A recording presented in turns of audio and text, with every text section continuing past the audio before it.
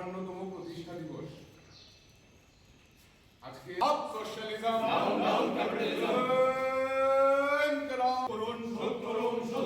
শহীদের রক্ত হবে না গো ব্যর্থ, শহীদের জন্য কাজ চাই, শিক্ষা শেষে কাজ চাই, এই দাবিতে এসএফআই এর সব শোধ করুন, শোধ করুন, শোধ করুন, চরণে আপন মনের রক্ত ঋণ শোধ করুন।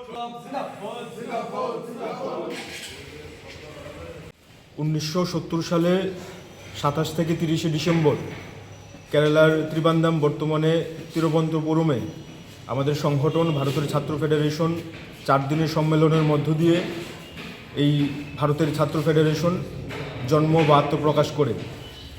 এই সংগঠন জন্ম হওয়ার পর থেকে সবার জন্য শিক্ষা চাই, সবার জন্য কাজ চাই, এই স্লোগানকে সামনে রেখে আমরা সারা বছর 365 দিন আমাদের সংগ্রাম, ছাত্রদের পাশে থাকার জন্য আমাদের লড়াই সংগ্রাম আমরা করে থাকি।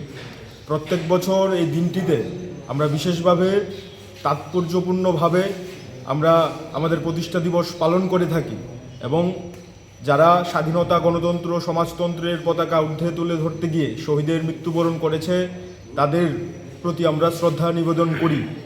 আজকের এই দিনটি আমরা আমাদের রাজ্য কেন্দ্র সহ আমাদের রাজ্যের 23টি বিভাগ, বিভিন্ন অঞ্চলে আমরা একই সাথে পালন করছি, উদযাপন করছি। 27 তারিখ থেকে 30 তারিখ পর্যন্ত আমরা বিভিন্ন সামাজিক সাংস্কৃতিক কাজগুলো পরিচালনা করছি। রক্তদান শিবির, দুস্থদের মধ্যে শিক্ষা সামগ্রী বিতরণ থেকে শুরু করে বৃক্ষরোপণ সহ আমরা বিভিন্ন যে কর্মসূচি সেগুলো প্রতিপালন করে আজকের এই দিনটি উদযাপন করব। আপনারা জানেন যে এই সময়ে আমাদের দেশের মধ্যে যে অবস্থা চলছে বিজেপি আরএসএস এর মাধ্যমে, এবং আজকে আমাদের শপথ নিতে হবে আমাদের দেশকে রক্ষা করবার জন্য, দেশের শিক্ষা ব্যবস্থাকে রক্ষা করবার জন্য। এসএফআইয়ের যে সংগ্রাম, সেই সংগ্রামকে আরও তেজি করতে হবে।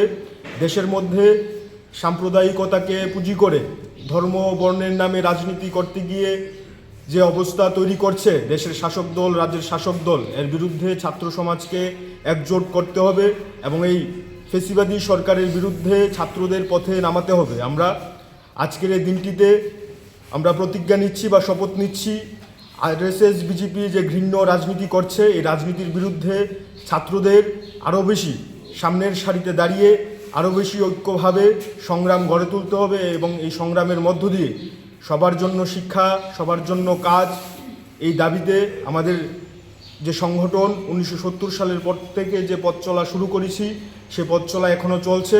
আগামী দিনেও ছাত্রদের স্বার্থে আমাদের এই সংগঠনটি কাজ করবে এবং যতদিন ছাত্রদের বিভিন্ন সমস্যা থাকবে ততদিন পর্যন্ত ভারতের ছাত্র ফেডারেশন তাদের সংগ্রাম জারি রাখবে। সকলকে ধন্যবাদ, নমস্কার।